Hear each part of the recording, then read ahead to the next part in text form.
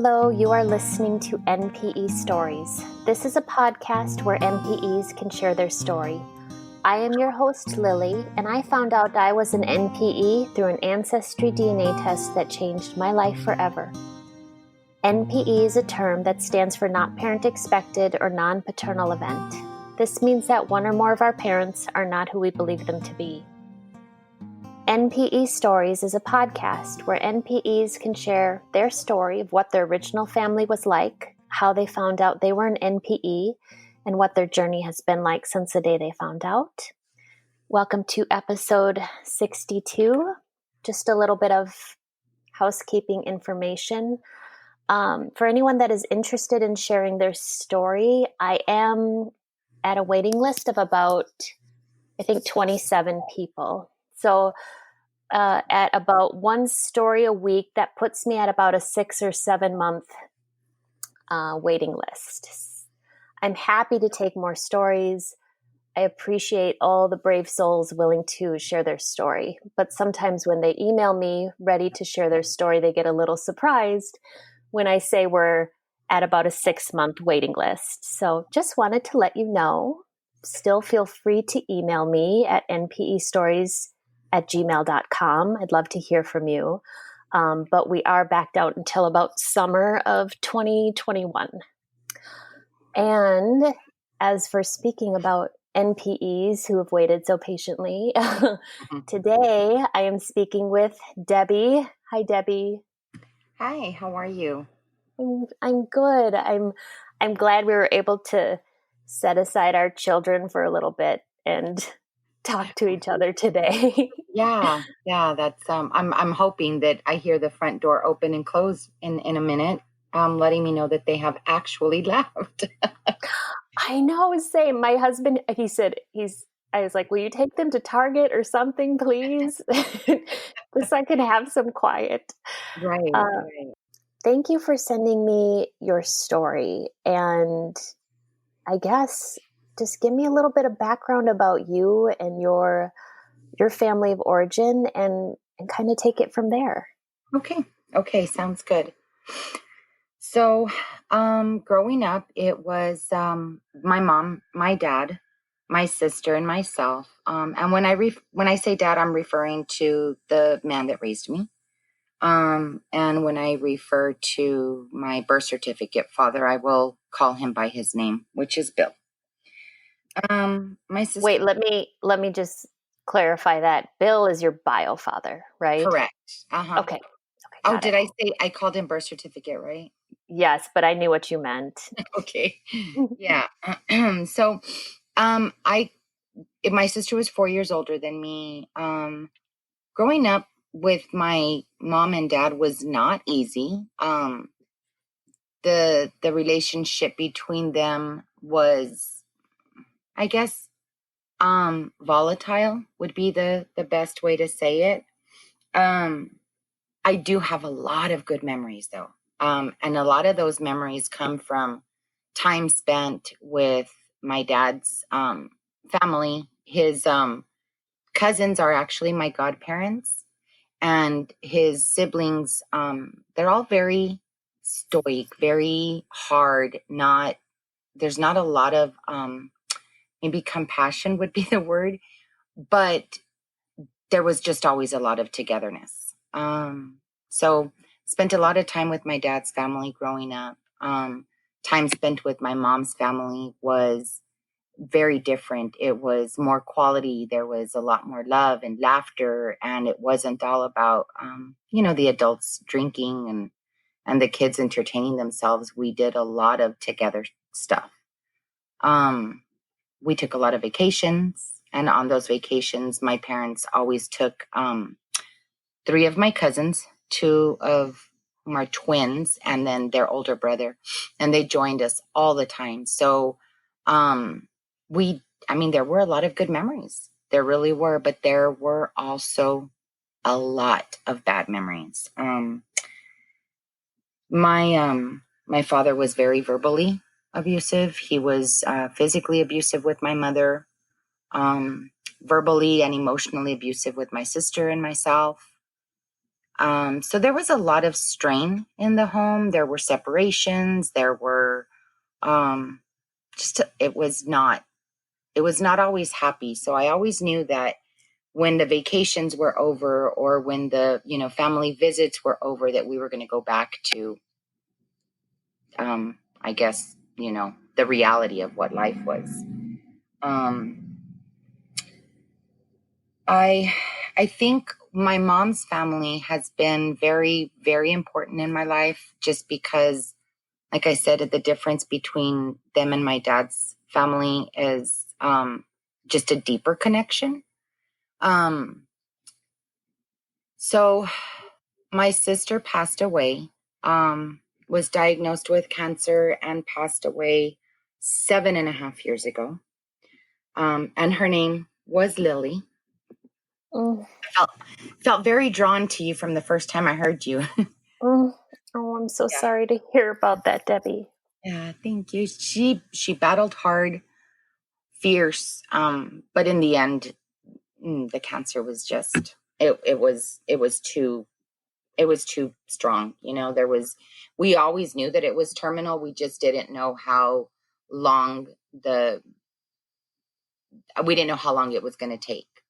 Yeah, there was a lot of hope. We thought that maybe she had overcome it, but that was short-lived. Couple months and it was back. So my sister passed away. I'm going to kind of back up just a little bit. I have 3 children, and my oldest is a young man already. He doesn't live at home. He's married, has a beautiful wife. Today is actually her birthday. I have my middle one, who is 21, and I have my little one, who is a rainbow baby. And she came after the loss of identical twins. My water broke, and it was too early for them to survive. So I only have 5 children, but I have 3 living. Debbie, I just have to ask. So the rainbow baby, that's a term for, can you explain this to me? Sure. They refer to babies that actually, are born and survive after the loss or death of, like, a gestational loss or whatnot. So they're referred to as a rainbow baby. So she came after the twins, and the twins, when they were born, they had these beautiful, perfect little lips and these long fingers. And when Lillian, my daughter, was born, she was like a triplicate of them. So, oh wow, just a little tidbit of my my life. My children don't share the same father, so I think, and maybe I should get into that part a little bit further down. So after my sister passed, my mother was always a functioning alcoholic, not extreme, where she couldn't. Literally functioning. She got up and she went to work after, having a heavy night of drinking. But after my sister died, things changed. And I think, like, a big part of her died with my sister. And I completely get it, because that's how I felt with my loss. But she ended up drinking so heavily after my sister passed away that she developed cirrhosis, and it was extremely quick. I guess we got the diagnosis in like April, and in August I lost her. And so that was 2 years after my sister passed. So 2015, I lost my mom. And my father was not doing very well either, but I wasn't real aware of what exactly it was. Anyway, he was diagnosed shortly after my mom passed. He was diagnosed with a form of dementia called primary progressive aphasia. And there's different things that I've read about, what the lifespan is for somebody with that diagnoses, but I've read and heard and been told anywhere from, I don't know, 6 to 12 years. So I am taking care of him. Mind you, there's never been a good relationship. So taking care of him is probably more difficult than taking care of my sister at the end of her life and taking care of my mom at the end of her life. It's a difficult road. But mainly because, we just never got along. I have a lot of animosity toward him for the things that he did to my mom. And the things that, that my sister and I had to witness and live through. So about a year after my mom passed away, we decided to have a family reunion, I guess, with my mom's family. And we, worked on this big, huge family tree. And there were some pieces missing, some names or whatnot. But at the same time, I decided that I wanted to go ahead and expand and do my dad's tree. And growing up, nobody in my dad's family was very close to my grandmother. And I think that it's just kind of history repeated itself. She was raised by somebody that was very mean. She was very mean and not very loving with her children. So none of them really had a lot of information that they could remember and names and whatnot. So my aunt suggested, my mom's sister, she suggested that I do the ancestry test because she was able to find out all kinds of information.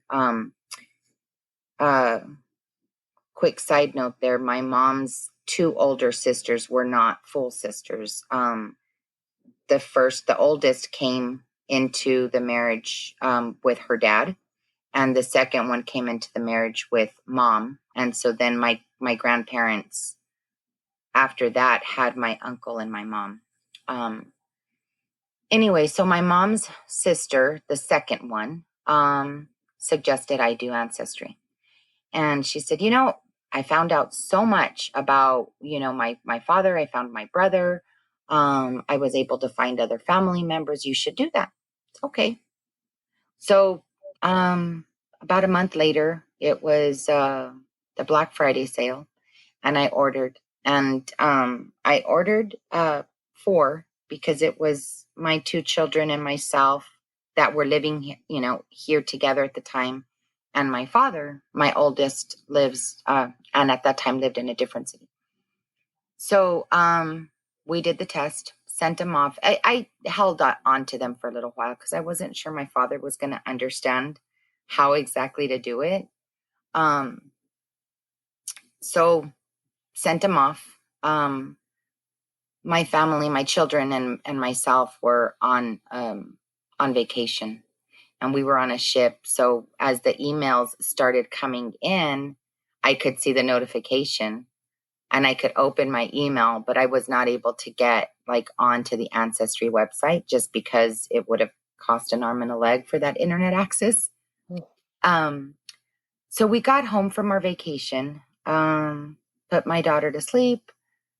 My son left with friends. My niece was living with us at the time. And I decided I was going to log in. And I logged in. And the last one the last account, I guess, that I had logged into was my father's.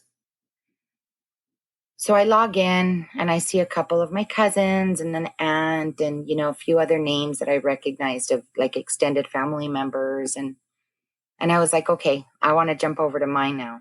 So I jumped over to mine, and immediately under my name, I saw parent-child relationship, and it was, my 2 children.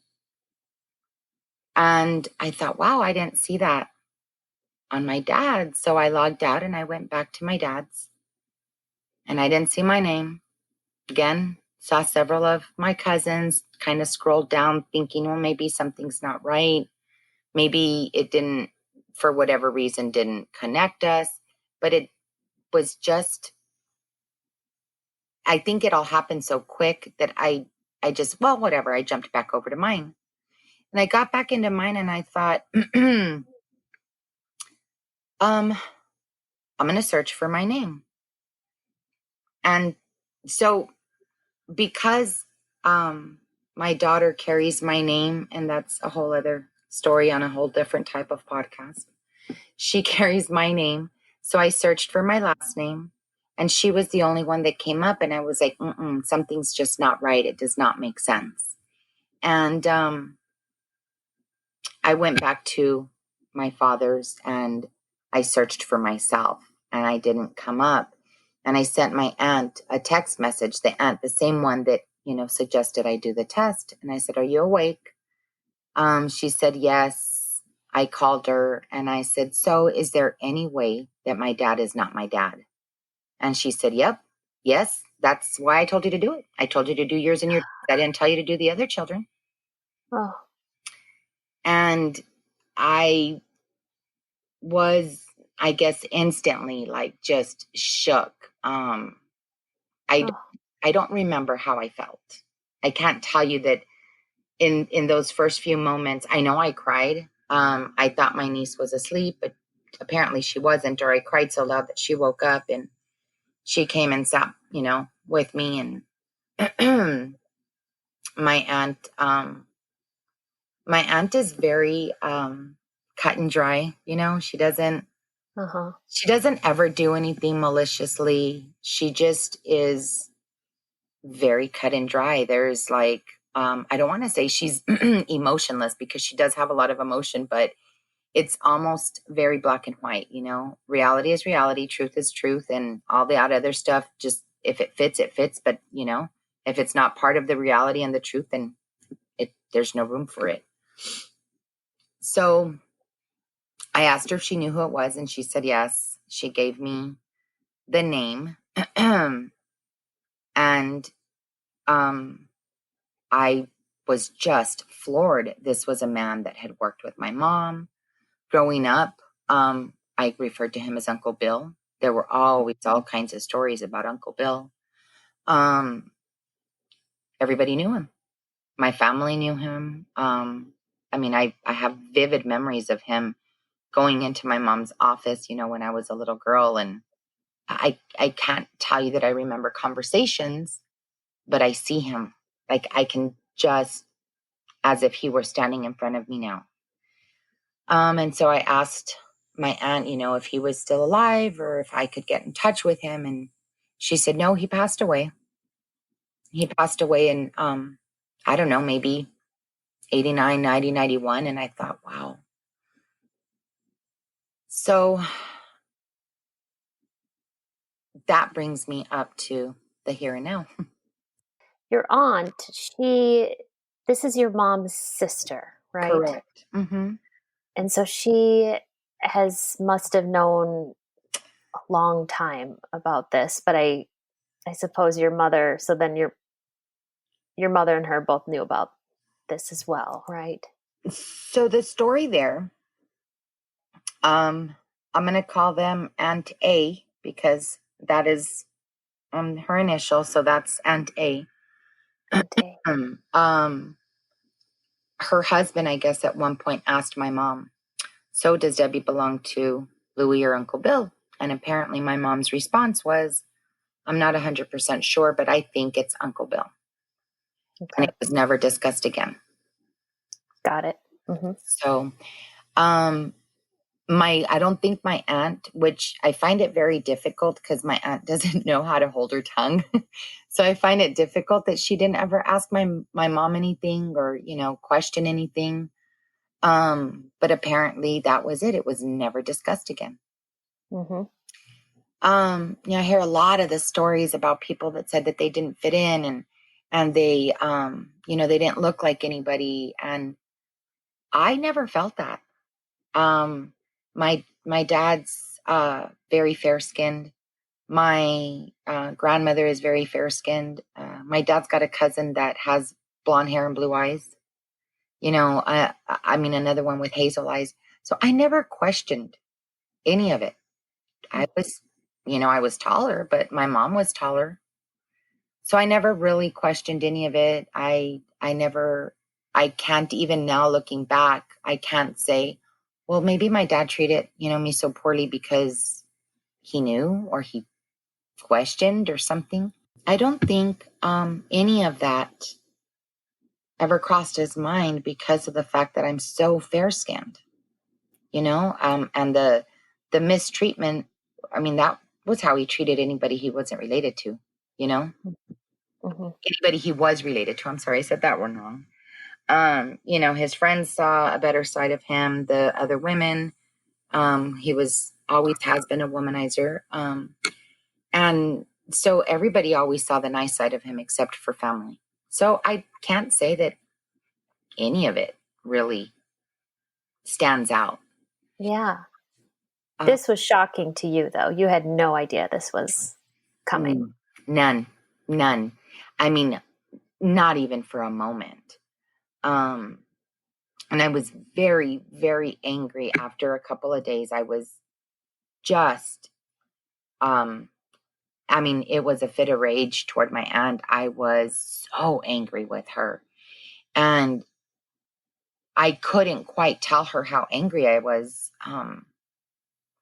Because after my mom passed away, her two sisters, they were like my surrogate moms, or they are still to this day. My cousins from the older sister, which is Aunt C, her kids include me in family text messages, like if I'm one of the kids, if there's something going on with my aunt and my uncle, I'm just involved in it as if I am one of the children. And I think maybe that's because of the fact that I really don't. I mean, I've got my children, but that's it. My mom's gone and my sister's gone.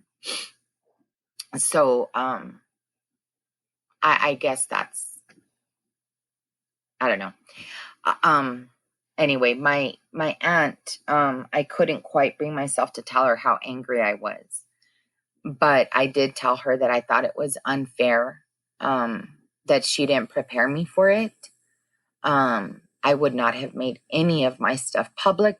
And, here all these people from my dad's family are going to see that my dad's in there and they know that he's got dementia. So why would he have an account and not, me? And I just, all these things were looming over, and I guess I just was very angry and I didn't know how to express it. So I finally just told my aunt, you know what, we can't discuss this. Like, you and I just cannot discuss this for now, So it gets very interesting, because it's a very small world. And I guess, you hear that comment all the time, or that statement all the time about what a small world it is. But I started asking some of my mom's old friends, like the friends that she was very, very close to way back when, if they knew anything about him or his family, or how I could find out more about it, or if they knew anything about, my mom and him. And one person said, you need to reach out to this man, Chewy. You need to reach out to Chewy because, they were best friends and he'll be able to give you all the information that you're looking for on him. And so I found Chewy's house and I went and asked if I could speak to him.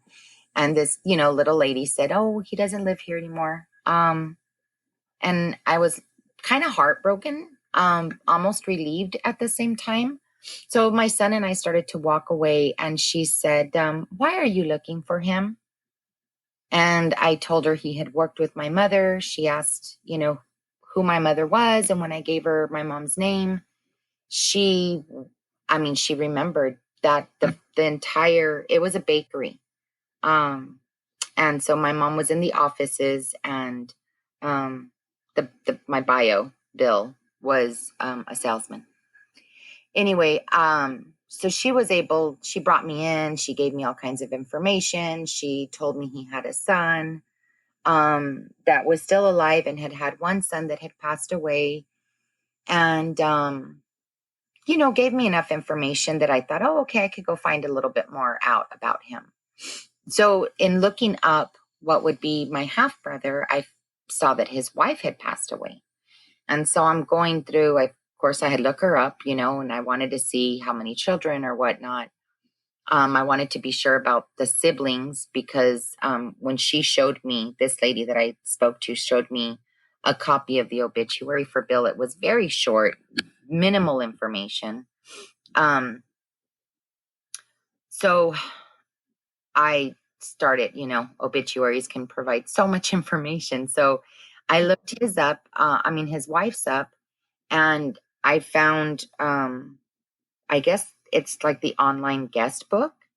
And I saw an entrance on there from a guy the name that I recognized that happened to live in the same city where this person lived. And I was like, oh my goodness. So I send this guy a message and I'm like, you have got to call me ASAP.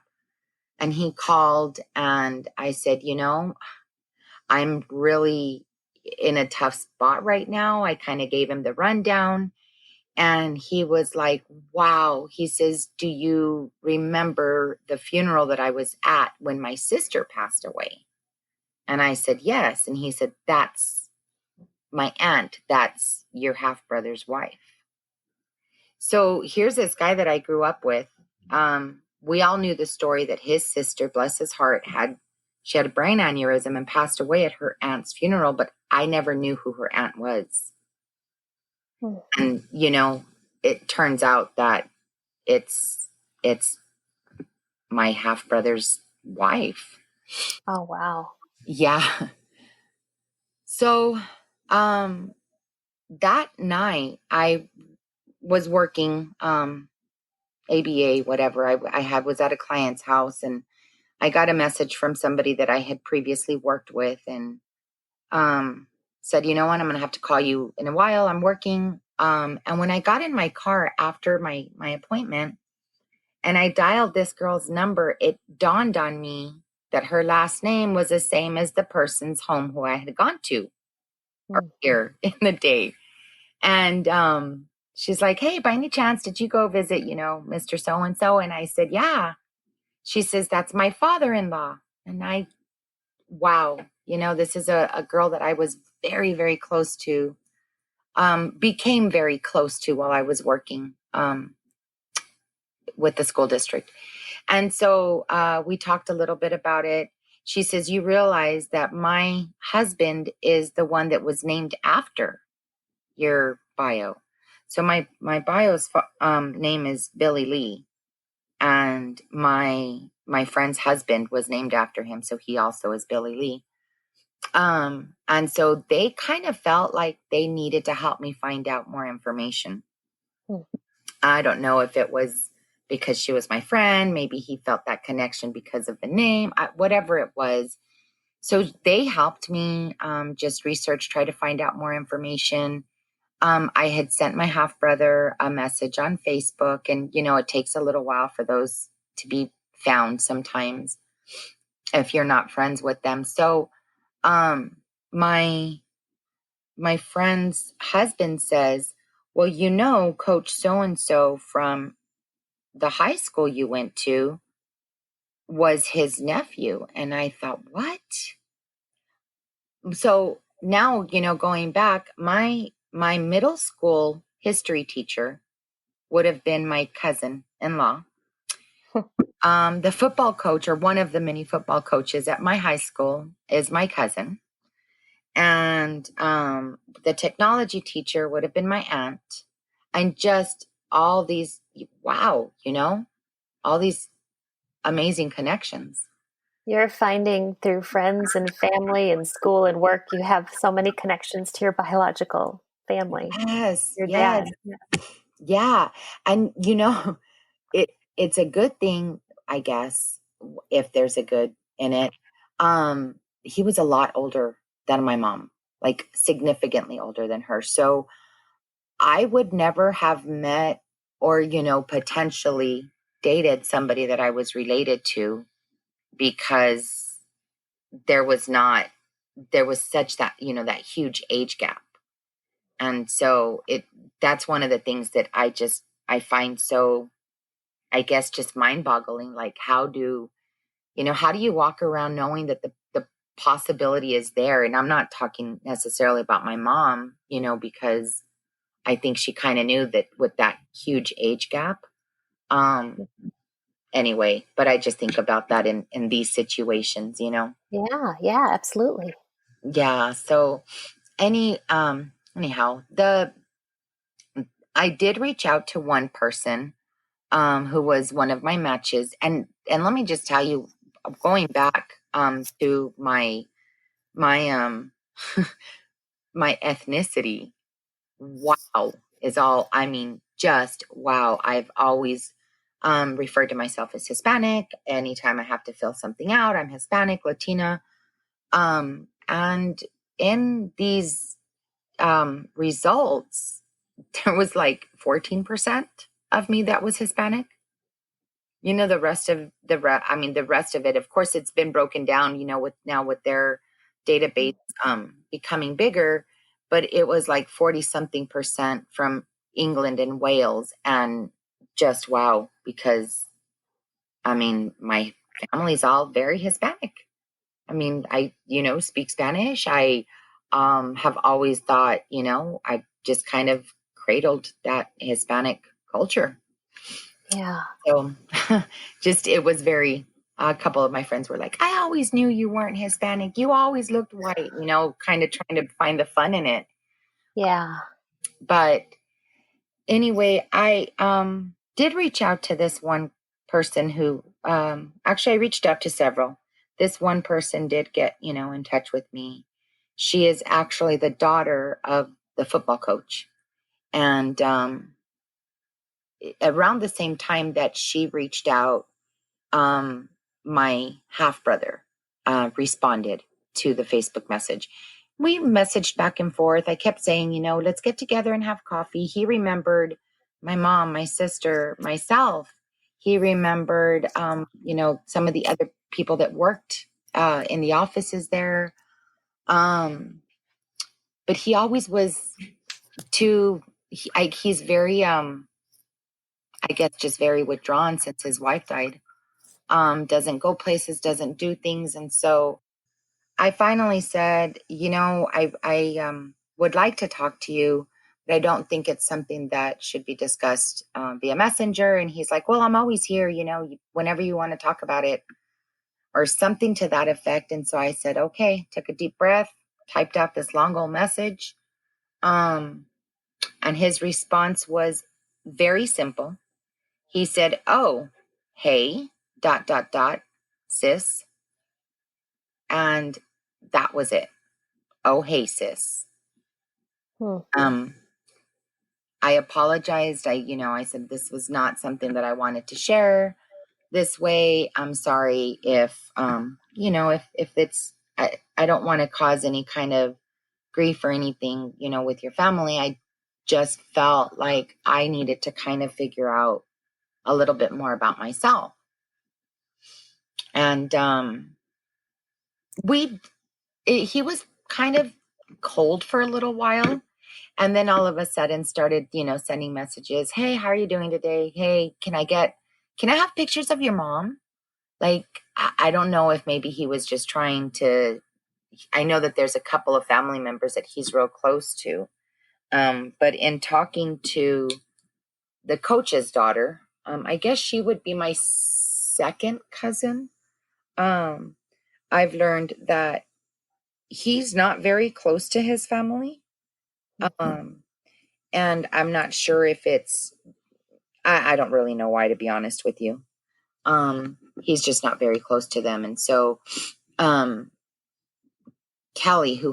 that's the coach's daughter, has provided me with so much information, very rich in culture and the stories. And, but there's not a lot about Bill. There's very few pictures. There's very few, actual memories. And of course, she was very young when he passed away. And her father and, none of them have tried to reach out. When I talk to her, I always ask how her parents are doing. And they all know. Some of them were able to provide some of that historical information for her to, pass on to me, but nobody else has made any kind of attempt. Mm. So I I don't feel like I've been fully rejected, because I wasn't really looking for like that relationship, with them. More than anything, I just wanted more information about him. Not a full rejection, but definitely there's some non-communication, some cold, some distance with your half brother did say he recognized you as a sister, but it sounds like the warmest person in the family has been this coach's daughter, your second cousin. Yeah, that's exactly it. And my half brother sent a message, probably about 2 or 3 months ago, and he said, "Hey, I was talking to." I don't remember if he said my uncle or my cousin, whatever, and he really wants to meet you. So maybe when all this COVID, stuff is settled down, we can get together and have a cookout. And so, I mean, there's, I guess a little maybe curiosity from some of them, but I don't think any of them are like jumping, hoops, obviously, to get to know me. Yeah. And I'm okay with that. I'm okay with that. I think um telling my children was my two boys actually. I thought they were gonna I think my oldest might have taken it a little bit harder just because his grandpa was an amazing grandpa to him. Hmm. I mean, my father wasn't the greatest father, but he really was a really, really good grandfather. Um, but I don't think that my children understand my strife in the fact that I'm not fully connected, um, because they're all half siblings. So Oh, yeah. and understand it. She's too young. I'm not ready to explain it to her yet. Um, but yeah, my two boys, I mean, they're halves, and it's never been something that, oh, this is my half brother. I mean, they're siblings. They're, Oh, you know, so yeah. it's never been like they've never seen themselves as anything less than siblings. So I don't think that they quite understand, why I'm so upset about it, Um, my mom's family, of course, says, "Oh, well, you're still, who you are," and the same thing that most people say, not realizing that what they're saying is and can be very hurtful, because I don't need you to tell me that you still love me the same. I need you to acknowledge that, my life kind of got flipped upside down in a matter of moments, like literally moments. In one moment I was me, and you know log into Ancestry and I'm somebody else. Um, so there's a lot of people that don't understand that. Obviously, I talked to some of my cousins on my dad's side. I did tell one of my aunts and my godparents, and all of them said the same thing. We still love you. It doesn't make you any less my cousin or my niece or my goddaughter, or you know um, Hmm. they and I believe them in that, absolutely believe them. Yeah. um, and I love them for it, but it doesn't change the fact that I'm not who I was. you know Yeah. it's funny, the day of my discovery, I've actually used that as like a partial password in different things, because that's how significant it was for me. I know. Is it like that date? It will forever be in your Mhm. memory now. Yes. Absolutely. Yeah, it's pretty. Um, What is your date, out of curiosity? it's March 22nd. What year? So it was 19. It was Yeah. 2019. I ordered the test obviously in 18. But we didn't send them in until the beginning of 2019. And I guess there were like all of those sales that it really took a long time to get the results. Yeah. And it was, I think, part of what some of my family doesn't understand. And I know that I touched on this in the email that I sent you. There were a lot of really huge changes in my life that, it was like a domino effect, my sister was diagnosed with cancer. My twins died. My sister died. My mom died. I found this out. I'm stuck taking care of my birth certificate father. There's a lot of stuff going on. And so I think that some of the people on the outside, like my family members and even some of my friends, I just don't think that they get how deeply this has affected me. Oh, no way. Yeah. So I did, and I can't for the life of me remember her name, and I don't know that she would want me to share it anyway. But one of the members in one of the, DNA groups on Facebook, I think in writing her thesis, asked, if anybody wanted to be interviewed. And I, of course, jumped in and said yes. And one of the things that she said that stuck out with her, and it's something that I tend to tell a lot of people, is I know that my mom was never happy, never fully happy with my father. I know that was a marriage that was kind of forced to happen. But I do know that she did love Bill. And so if her indiscretion brought her happiness, and whether it was a one-time deal or it was, a 2-month deal, or even longer, I have no idea. But if it brought her happiness and I'm the result of that, then I could not have asked for anything better to come of that than to know that my mom felt happiness, and knew it and was able to provide that kind of love, because she was such a loving woman. So if she was to provide that to somebody and feel it in return, then I'm okay.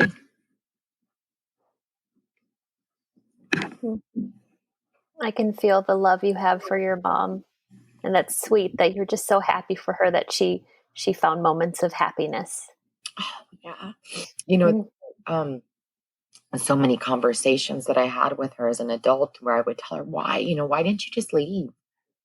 And you deserved to be happy. And, one time she said, I had happiness. Of course, back then, I didn't know, obviously, what I know now. So I wonder, was she referring to that time frame, Was she talking about your bio dad? Yeah, I mean, part of me wants to say she absolutely was. Yeah. But I guess I'll never know. No. We'll see. I've done, the mediums. I've spent quite a bit of money trying to have some readings, and I had one that actually I didn't even pay for. It was just a happenstance, a real good friend of mine. I had no idea that she had this, what she refers to as a gift. And she told me that she had a message for me from my sister, and I was in total awe. And again, that probably is a different podcast under totally different circumstances. But this same friend said that she saw somebody with white hair as a, guardian angel.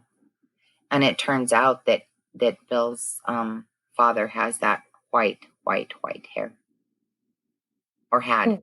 So, I mean, I don't know that I fully believe. Maybe it was just me, trying to find answers.